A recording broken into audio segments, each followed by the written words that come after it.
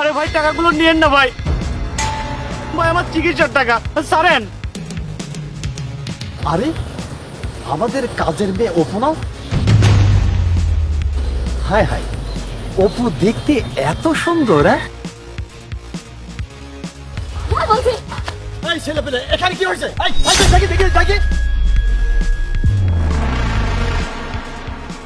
ওই ছিনতাইকারী দুজন আমার চিকিৎসার টাকা নিতে চেয়েছিল, নিতে পারেনি। এই মেয়েটা আমাকে বাঁচিয়েছে, তোমাকে ধন্যবাদ বোন। আচ্ছা ঠিক আছে ঠিক আছে, আর কোনো চিন্তা নাই, আর কোনো ভয় নাই। আচ্ছা ভাই, আপনি একটু দিকে শুনে যান। ঠিক আছে ভাই। আরে অপু, তুই তো মার্শাল্লাহ দেখতে অনেক সুন্দর। না না চাচা, আপনি এগুলো কি বলছেন? আচ্ছা অপু, তুই যখন আমাদের বাড়িতে কাজ করিস তখন তুই মুখটা ঢেকে রাখিস কেন? আর শোন, তুই যখন আমাদের বাড়িতে কাজ করিস না, তখন তো তোর চাচি ছাড়া আর কেউই থাকে না। আচ্ছা এই, তুই নাকি তোর চাচির সামনে পর্দা করিস? চাচা, বলা তো যায় না কখন কে বাড়িতে এসে দেখে ফেলে। আর আপনি তো খুব ভালো করেই জানেন, মেয়ে মানুষের পর পুরুষকে চেহারা দেখানো ঠিক না। মেয়েদের চেহারা শুধুমাত্র তার স্বামী দেখবে, তাই আমি বেগানা পুরুষকে কখনো আমার মুখ দেখাইনি। আমি ইসলামের আদর্শ মেনে চলি। আমি বিয়ের পর শুধুমাত্র আমার স্বামীকেই মুখ দেখাবো। তুই খুব ভালো মেয়ে রে অপু। আজ 3 বছর হলো তুই আমার বাড়িতে কাজ করতেছিস, কিন্তু আজ 3 বছরের মধ্যেও তোর চেহারাটা আমি দেখতে পারলাম। আবার শুনেছি তুই নাকি 5 ওয়াক্ত নামাজ পড়িস, আবার তুই তোর কাজও খুব ভালো মতো করিস, আর তুই সবাইকে খুব সম্মান করে কথা বলিস।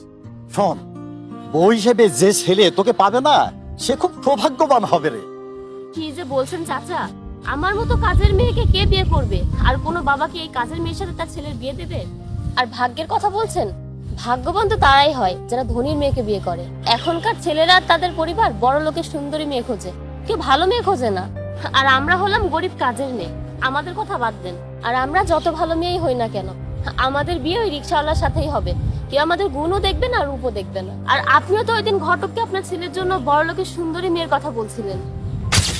মেয়ে তো আমার কাছে ঘেটা ঘেটি ভাই। আমি আপনাকে দেখাচ্ছি, একটুখানি দেখি, চয়েস করুন তো দেখি ভাই। দেখেন তো, এই মেয়েটা চলবে নাকি? আরে না না, এইসব মেয়ে চলবে না। চলবে না? না, আপনি দেখবেন যে আমার ছেলের জন্য ধনী পরিবারের একদম সুন্দরী ফুকফুকে একটা মেয়ে দেবে।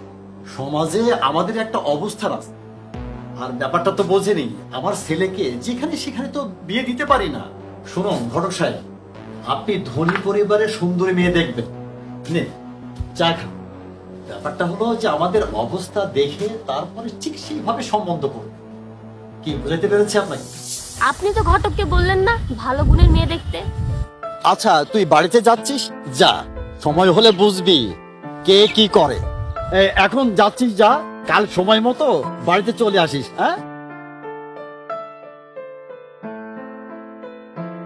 আমার মতো কাজের মেয়েকে কে বিয়ে করবে? আর কোনো বাবা কি এই কাজের মেয়ের সাথে তার ছেলের বিয়ে দেবে? ভাগ্যবান তো তারাই হয় যারা ধনীর মেয়েকে বিয়ে করে। আর আমরা যত ভালো মেয়েই হই না কেন, আমাদের বিয়ে ওই রিক্সাওয়ালার সাথেই হবে। কেউ আমাদের গুণও দেখবে না, রূপও দেখবে না। আর আপনিও তো ওই দিন ঘটককে আপনার ছেলের জন্য বড় লোকের সুন্দরী মেয়ের কথা বলছিলেন।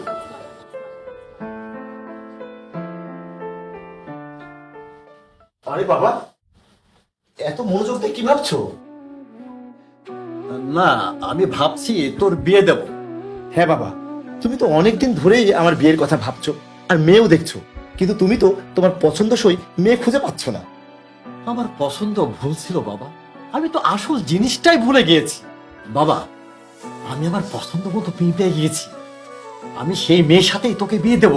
আরে বাবা, এই মেয়েই পারবে তোকে সুখী করতে। তার মানে এই সংসারের জন্য ওই মেয়ে উপযুক্ত। আমরা এতদিন ধরে যা খুঁজেছি তা ভুল ছিল রে বাবা। তুমি কোন মেয়ের কথা বলছো বাবা? কেন, ওই যে অপু। কি?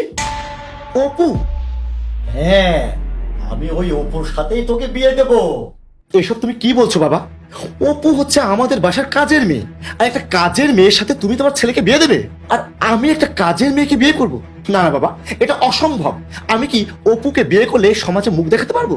আমি কি পারবো একটা কাজের মেয়েকে বিয়ে করে আমি সমাজে আমার স্ট্যাটাস মেনটেন করতে? সবাই তো ছিছি করবে বাবা। বাবারে, সংসারের জন্য দরকার ভালো একটা গুণী মেয়ে, সুন্দরী মেয়ে। আর যদি ধনীর মেয়ে হয়, এই সমাজে আমাদের মান সম্মান ঠিকই বাড়বে। কিন্তু ওই মেয়েটার মধ্যে যদি গুণ না থাকে, তাহলে আমাদের এই সংসারে সুখ আসবে না রে বাপ। অপু অনেক ভালো মেয়ে, সেই সাথে খুব সাহসী, আর ওর চেহারা খুবই সুন্দর, তোর পছন্দ হবে বাপ। সবচেয়ে বড় কথা হলো সে পর্দাশীল, সে ইসলামের নিয়ম কানুন মেনে চলে রে। বাপরে, তুই যদি অপুকে বিয়ে করি তাহলে তুই খুব সুখী হবি, আমার এই সংসার খুব সুখে থাকবে। আমি আমার ছেলের বউ ওই মেয়েকেই বানাতে চাই, যে মেয়ে তার স্বামীকে ছাড়া ওই রূপ অন্য কাউকে দেখাতে নারাজ। তার মানে তুই বোঝ বাবা, কত সুন্দর মেয়ে সে। বাবা তুই আমার কথা শোন, তুই সুখী হবি। ঠিক আছে বাবা। অপু, এদিকে এসো তো। অপু, আমার বাবা চায় আমি তোমাকে বিয়ে করি, আর আমি না কোনোদিন আমার বাবার অবাধ্য হইনি। আমি জানি যে তুমি খুব ভালো মেয়ে, তা তুমি কি আমাকে বিয়ে করতে পারবে? এসব আপনি কি বলছেন? আমি একটা কাজের মেয়ে, আমি আপনাদের সমাজের উপযুক্ত নই। অপু, তুই আমার ভুল ভেঙে দিয়েছিস। আমি জানি আমার এই ছেলের জন্য তুই একমাত্র উপযুক্ত। কিন্তু আমার কিছু শর্ত আছে আপনার ছেলের জন্য। হ্যাঁ অপু, বলো তোমার কি শর্ত? আপনাকে ইসলামিক শরিয়া মোতাবেক চলতে হবে, সুন্নতে দাঁড়িয়ে রাখতে হবে, আর বিয়ের পর আমি কোনো পার্টিতে যেতে পারবো না, আর সেই ব্যাপারে আপনি আমাকে কোনো চাপ দিতে পারবেন না। আমি আমার আল্লাহর অনুগত্য মেনে রাসূলের সুন্নত মতো চলবো, আর আপনাকেও সেভাবেই চলতে হবে। মাশাআল্লাহ, তুই খুব ভালো কথা বলেছিস মা। ঠিক আছে অপু, আমি তোমার সব কথা মেনে নিলাম, তুমি খুবই সুন্দর কথা বলেছ।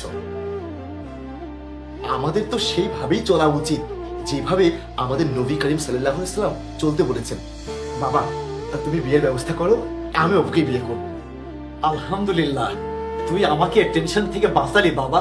ঠিক আছে যাই, তাহলে আমি বিয়ের ব্যবস্থা করি। হ্যাঁ? আমার ছেলে বিয়ে করবে।